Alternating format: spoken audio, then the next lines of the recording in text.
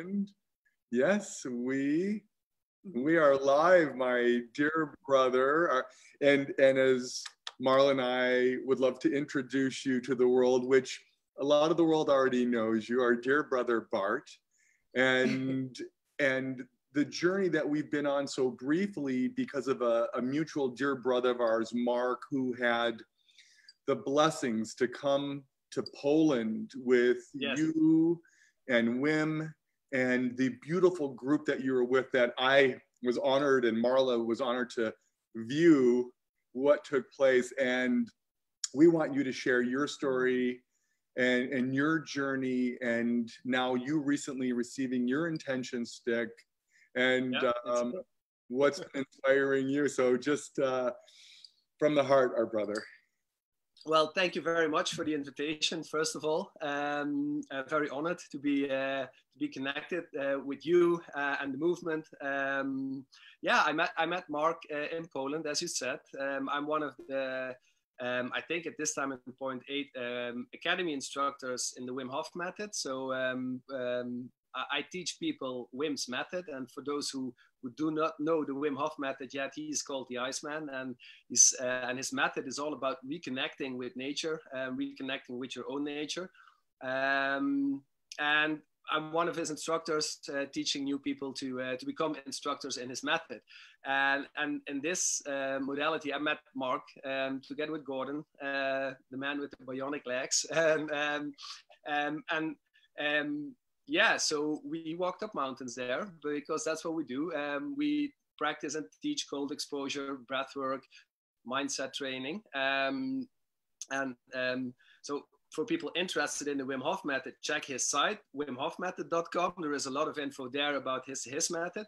But Mark and I connected on a more personal level, not just business-wise, Wim Hof method-wise. Yeah, we sort of shared stories about our past. I shared my story about my past. I've been in the academic world for a long time, long part of my life as being a neuroscientist and a neuropsychologist. And that life that I was living at that time and point, it was okay for me because I didn't know better. But looking back, it was only focusing on a very, very narrow part of what life is all about. Sort of in the top of the pyramid, and I was there and I didn't even leave that often. I wasn't aware that there was more. So when it was like 2013, 2014, because this is how I met Mark in Poland, I got into a burnout situation. I sort of discarded all kinds of messages from my body and from people surrounding me. I just kept on going, like narrow-minded. Go, and my body pulled the emergency brake. So I needed to change something. I didn't know what. I didn't feel like changing anything because I was afraid of change. But still I had to, because I didn't have any other choice at that time and point anymore. So I got the opportunity to reinvent myself. And that journey is what brought me to the Wim Hof method, brought me to start my own business and leave the world of science. Well, my door is still open, but I left the world of science. I'm not actively working as a psychologist or a neuroscientist anymore. So I started my own company in which I wanted to help people, because the person that helped me find me again, make me connected to myself again, opened up my eyes about, well, the world we live in and the things we do in this world that keep us in this narrow-minded, sometimes focused, but oftentimes narrow-minded strategy of just go, go, go. We're not connected to ourselves anymore. We have the idea that we're connected to others, but I think that you can only be connected sincerely and openly to others if you're connected to yourself. Yes. And I was the ideal chameleon. I was pleasing everybody, but not taking care of myself anymore. So something needed to change. And my coach, she helped me a lot, and sort of helped me reinvent myself. And from that moment on, I thought, okay, so I need to do things differently. And that's where I started my own company. And my own company is based around connection. What I do is that I take people out into nature to let them reconnect with their own nature. It's as simple as that. We overcomplicate stuff in this life, in this Western world that we're living in. And by getting rid of all the BS that we carry along with us, you go back to your core, you reconnect with yourself. And to me, the most ideal way of doing that is going outside with people, because then this nature that we are is outside in the nature, because we're sitting in a box now. I'm sitting in a house, you're sitting in a house, and that's fine. It's beautiful that we have made these things, but we're supposed to be outside more. We're supposed to challenge ourselves more with, differences in temperature, humidity, stress. Stress is good. Acute stress, hormetic stress, it's fine. But we don't do that anymore, and we create this world of chronicle low levels of stress with all the negative consequences that arise from that also I was also part of. And since I found out that, hey, there are ways to reconnect with yourself, become more resilient to stress, which doesn't mean that I never have stress anymore, because we all need stress. But I found out that we have a choice on how to deal with the stress that comes at us. And the Wim Hof method has helped me enormously in that perspective. Because when you're, for instance, when you're in an ice bath or in a very, very cold stream of water, you don't think about yesterday and the negativity that happened there. You don't think about tomorrow. Right. So I got to this insight, which is an open door to a lot of people, but the only moment there is now. And the more you're in this present moment, the more you're okay, the more you notice that you're okay, and that doesn't need to be any much stress there. Stress arises from the past or the future. I spend a lot of time in the past and then basing whatever would happen in the future on things that happened in the past. And the Wim Hof method helped me enormously with being in this present moment again and finding ways and tools, breath work, cold exposure, nature exposure, because the cold is just one part of this big thing we call nature outside, to help me be in this present moment and perceive stress and deal with stress in other ways.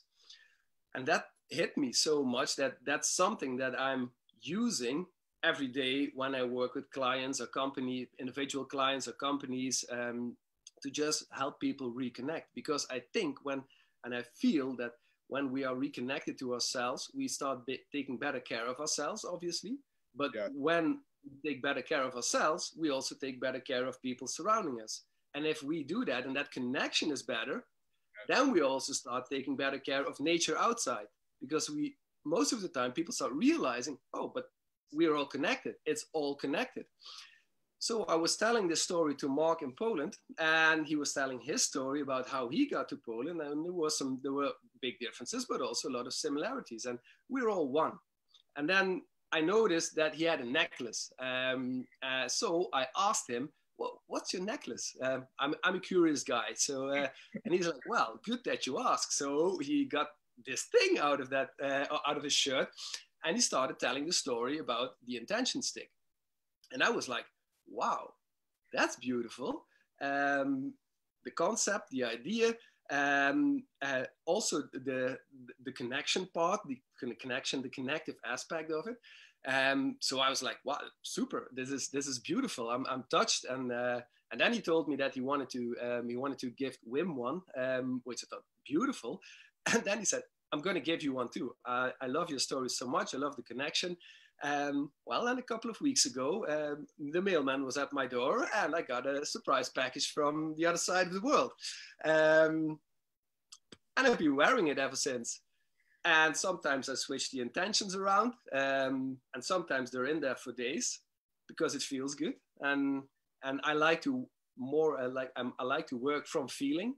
So if I rationalize things, if I go cognitive again, then I don't function optimal. So I like to go by feeling and just every day check, okay, still good, what's inside? Yeah, then just let it be in there and just let this do its work and work on that connection and work with those intentions towards a day. And that's what I've been doing since. And sometimes people already ask me, hey, there is something around your neck, because I wasn't the necklace type of wearing type of guy. And then I'll tell them the story about how this came along, and the fact that it's the tree of life is on there, which is a symbol for connection, obviously. Well, you know this because you made this, but to me, it also symbolizes connection on the one side, but nature, and that everything is the same. Like this tree, the top of the tree is the same as the roots on the bottom side, but you need both to be connected. You need to be grounded and you need to be open. And when I look at nature, I see so many similarities in nature. The trees, they look just like our lungs. And that's one of my passions, breath work. So it's the same thing here. When you look inside your brain is exactly like trees connecting without touching and with touching. It's all the same thing. So I can use these things also to explain to other people how things work here, how things work here. So to me, beautiful. I love it.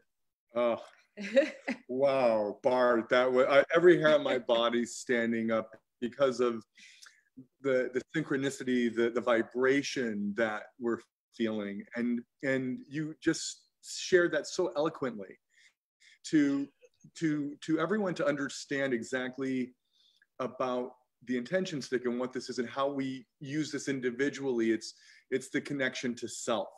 It's allowing us to repair our own broken vessel. And as we spoke a couple of weeks ago for the first time, which was such an honor and so profound, that we all come into this world as a broken vessel and we're here to repair it. And that's the tree of life. That's the evolution of consciousness. And especially as a neuroscientist and a psychologist, you've studied that your whole life, but sometimes we don't separate the two, or we don't connect the two, that we cannot possibly give what we do not have.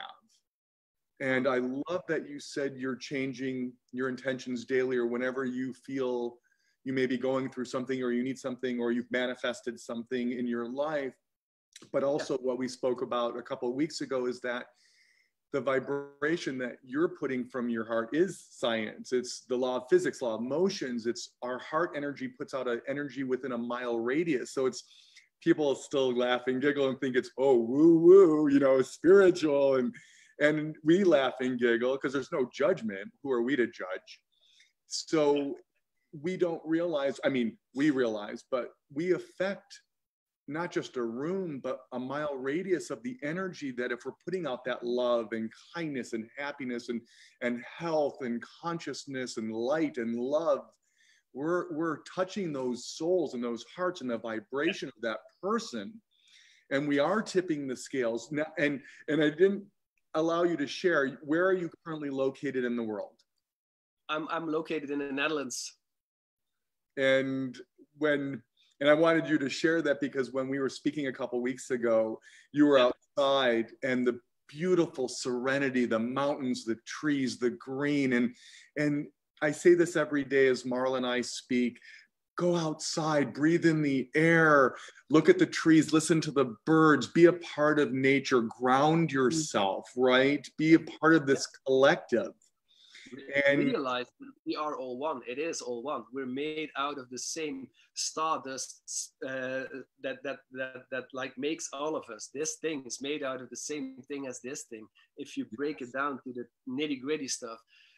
And by going outside, people realize that more and more. So they start taking better care of themselves, get back to their own nature, and go into nature again. And you said a mile, like that the energy you radiate from a mile. Well, I think that might go further than just that 1 mile. Yes. Because I would have never met you guys on the other side of the globe, and I would have never met a lot of other people all over the globe. If I wouldn't have changed something in letting go of limiting beliefs in my head, that I'm not good enough, that I do not belong, that I didn't study long enough, or I don't have some things on my resume or whatever. If I didn't work on that and let that go with whatever methods I used, and whatever, because that can be different for anybody. And by becoming more open here, you realize that this connection, it's global. It's more than global. We are part of this tribe, and you can have, like, the Tree of Life movement is a sub part of this global tribe, but everybody is connected. So that energy, I think, goes further than just that mile or a kilometer here, as we used to measure things in. It's global. It might even be interstellar. There is no research on that yet, but I truly believe that this connection is more than 1 mile. Oh, Yes, thank you for sharing that. And we believe that. And yes, universal, truly. I mean, when we think small, we have to think big. And we say, if our dreams don't scare us, we're not dreaming big enough. So we say, dream big, my brothers and my sisters, every day, because if we don't, we're limited. Like you said, we're just in a house or in a box. And what I felt such a beautiful connection. And this is what you just said, the tree of life is this unifying symbol. It breaks down all barriers, color, religion, monetary, whatever you want to say, that we've been all programmed to think someone's better than another. And you are exactly right, because this is what we speak from our hearts, that we are all the same. And it is the I am that I am. We're all perfect just who we are, but this tries to control this. And sometimes, as you definitely know, we have to say, shut the heck up to this. Yeah. Which is not easy always. No. And the thing that I was so grateful to witness when we were speaking originally, I saw and correct me if I'm wrong, you also have 4 beautiful children, correct? Yeah. And as we do, that we're so blessed and grateful, because they are our biggest teachers, as we know. Yeah.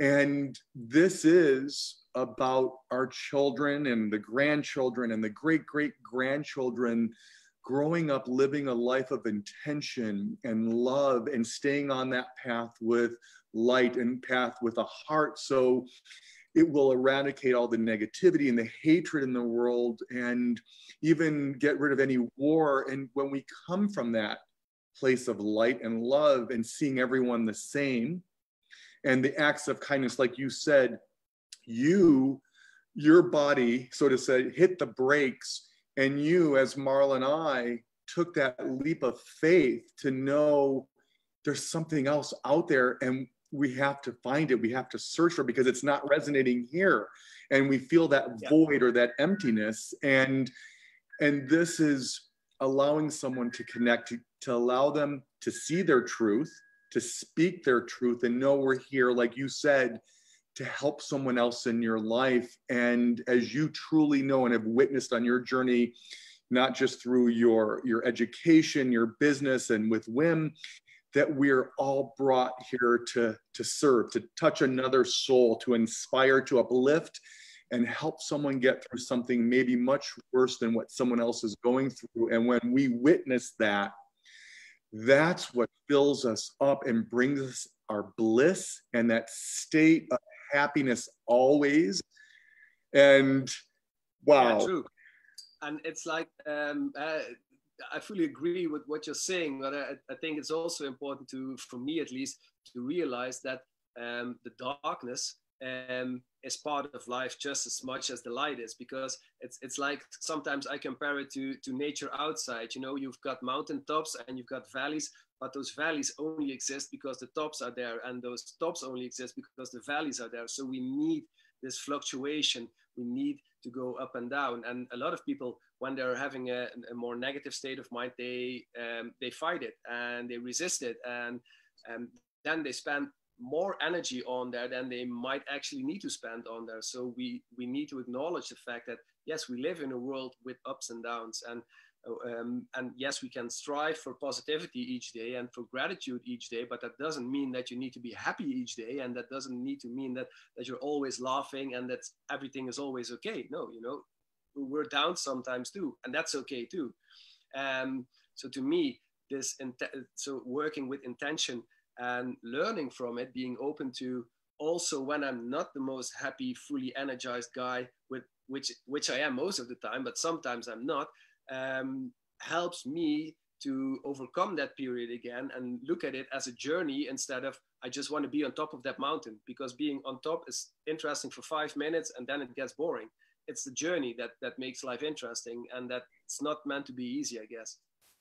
Yeah, absolutely. Because there are lessons in that place that you find yourself. And the same reason why humanity, we have to witness, whether it's hunger or homelessness, because it brings out the compassion in us, in our human nature brings out the kindness and the love in us. So we have to see the polarity in everything, right? Just like the yin and the yang, and the dark and the light. Or exactly. how an ocean wave comes out and goes back in. We have to have that experience. This is balance, and balance is not a flat line. And a lot of people have this idea that this is balance. Well, if you're in the hospital and you have like an ECG on your finger and they see this line, that's not balance anymore. So you need this. And yeah, so embracing that and living that and sharing that, by being vulnerable, which is something I did not learn when I was still in science, because showing your vulnerability, opening up, wasn't something that was like, yeah, go do that. No, you just be strong, work, go, tuck, tuck, tuck, tuck, tuck. And now I just share with also clients like, I don't feel that good today. And by sharing that, it doesn't become that issue that in my head it could be. So then I can just let it go. Don't spend the attention there, and spend the attention on where I want to spend it. Yes. And yeah, so the intentions help with that. The gratitude is always in here, for instance. And even in darkness, you can find gratitude, because even in darkness, there is light. We all need death to have life, which might sound hard, but this is the ever flowing continuum of life. And so it's just beautiful to be on this journey with its challenges and with the connections that arise from it. Oh, that is so beautiful, Bart. And we agree 100%. And yes, from dark comes light. And it's not hard. And we explain this also every day, that when we can look at everything in our lives happening for us, not to us, right? Everything is a gift and a lesson. And sometimes, as we talked about, that these gifts can be very hard, very challenging, sometimes tragic, or God forbid, sickness, whatever that may be for the individual. Yeah. But those gifts or those lessons bring us to the next place in our lives. It makes us stronger, and it makes us who we are today. And that wisdom and that knowledge that we've all been given is a tool to share with someone that may not have gone through that yet, or is going through it currently. And again, we're all priests, rabbis, gurus, yogis, doctors. That's the wisdom we've been given to share. So just that bit of knowledge can change someone's life. And that's why I say it's the soul to soul connection. And well, you and I and Marla could speak for 9 hours, because we're just such on that beautiful level of understanding. And we'll talk more. And I know we're going to be hiking a mountain together soon, wherever it is in the world, with Wim and the whole family. And one thing I was just going to say, how would you, to someone that doesn't understand yet, which is okay, because when a baby's born, they don't start walking, they fidget, they roll, they crawl, and then they walk. But how would you share this with someone that spiritual, not spiritual, religious, not religious, would receive the intention sticker, how they can use it in their lives like you've received this? Yeah. Well, being open, being more open every day, being open to the fact that our brains contain thoughts, produce thoughts, but we are not our thoughts. We have thoughts. So I could have had thoughts about this being good or this being not good or whatever, but those are just thoughts. That's not the energy that we are. So being more open opens you up. And this, to people who are not too much into spirituality or energy or whatever, that it's fine. And it might sound vague, but being open and trusting the fact that your body knows, and that when you reconnect with your body again, with your heart again, and go by intuition more, which doesn't mean that you don't use your brain anymore, because you can still do that, but accepting the fact that this is one thing and it's not this and this. We've got this biochemical factory beneath our heads that gives us all kinds of signs. And if something feels good, be open to it, be open to following that feeling, that intuition, be open to tuning into that more. And a stick like this can help, because it's tangible. This is a thing. It's a stick, and there are words in here, and you can touch it, you can feel it.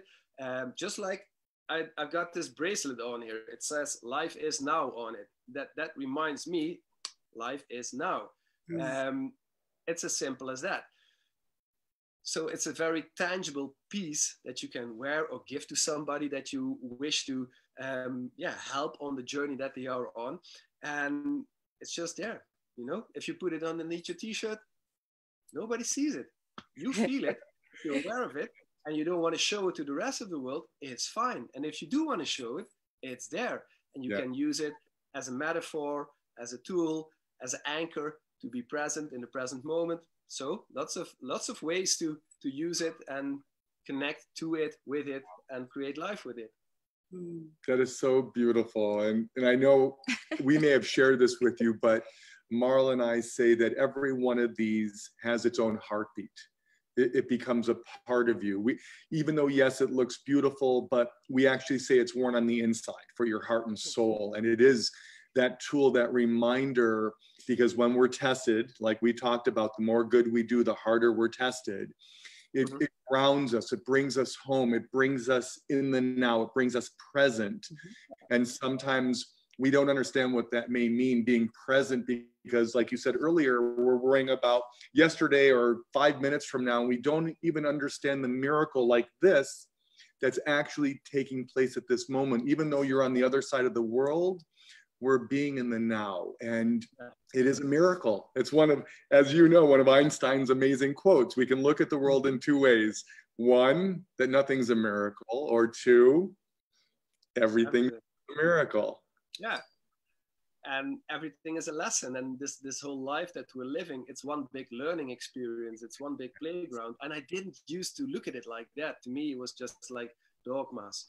Do this, do that, do that. And I'm supposed to be happy and look good on the outside. And all those things that clouded my mind, my clarity. And sometimes I'm still drawn back there. But then I have the awareness and the anchors that physically are here to help me realize, okay, here we go again. And now I can work ever so slowly. And sometimes it's difficult and sometimes it's challenging. But to come back to this present moment again. I think in this world that we're living in, we have a strange concept of time. We created time like yesterday, today, tomorrow. But if you look at ancient tribes like the Aboriginals and other people, they don't have this concept of it's 6 in the morning now, or it's 10 past 10 in the evening now. No, it's now. And I think that the more we uncomplicate this also, the less we are limited by time zones, because we're in different time zones on this planet that we configured somehow. There is about 9 hours in between of us. But that's something that happens here, because we're talking now and we're exactly on the same level here now.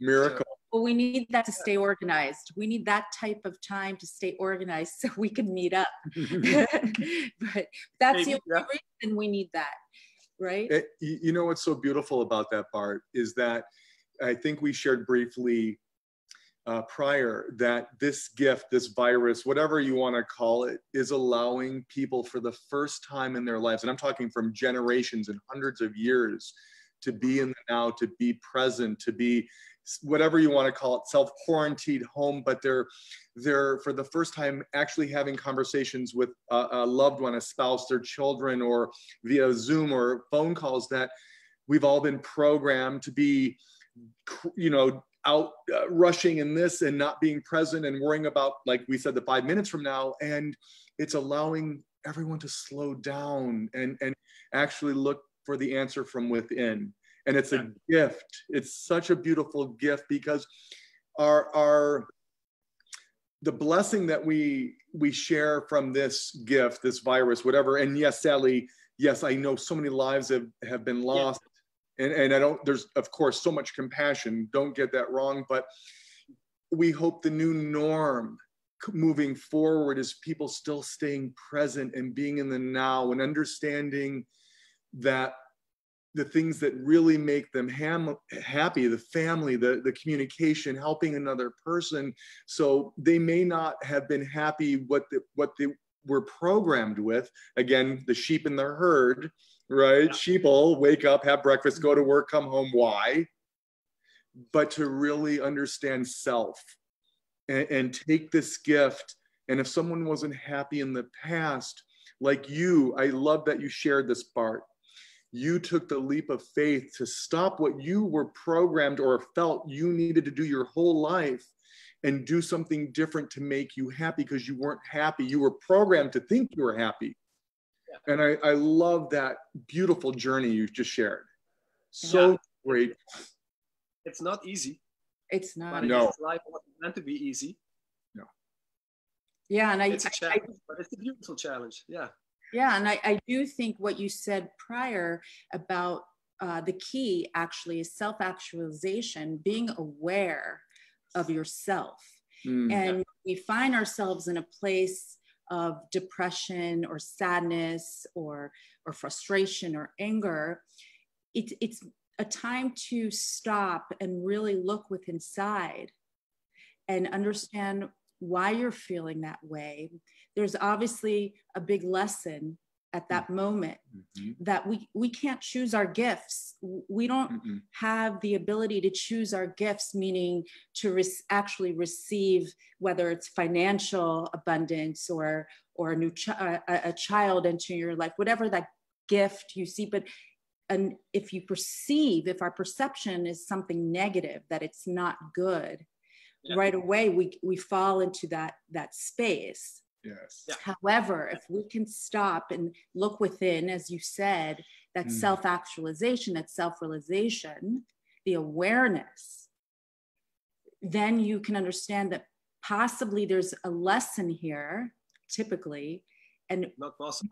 And it's my growth, the expansion, right? Yeah. Because that's when we're receiving the light. Because if we enter this world as a broken vessel and we're here to repair it, then we're able to receive that light to repair those broken areas within our vessel. Right.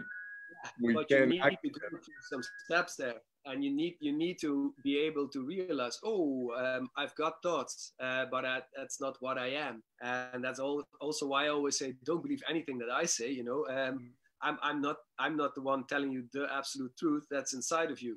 Yes. I can only help you get in there and see what was already inside there. Get rid of the BS, go back to your core, back to that playing kid that's inside of you, your life energy, and let that come out again. But that means that you have to let go of limiting beliefs telling you that you're not good enough to do that, or whatever which reason that's keeping you. Yes. So true. The be, let it be, right? Yeah. The only thing you need to do is be here now. Yes. Being. And Bart, we're so blessed to be on this journey together. And you know what Marla and I mean, that we are going to heal and repair this world together, because it is about us collectively. And we are spreading that light and love, and all that you're doing, and Wim, that what he is doing in his journey. And we are honored to call you our brother, and this beautiful and divine conversation we've had to share with the world. So thank you for your light, your love, your heart, your knowledge that you're able to express and share with all of our brothers and sisters, that we're all going to grow together, but we're all going to remember that we are truly one. And as Marla and I always say, sending you, your wife, your children on the other side of the world, blessings and intentions of gratitude, light and love from our hearts to you and your family, my brother. Thank you very much. Thank you for your time. Love you. Love you. And we can't wait for our next talk, whenever it may be. And I know, we're basically stuck with each other. It's all good. Yeah, beautiful. I know. We feel the same. A biento, my brother. Thank you very much. Yes. Bye-bye. We'll see you soon. Yeah. Bye. Bye. Bye.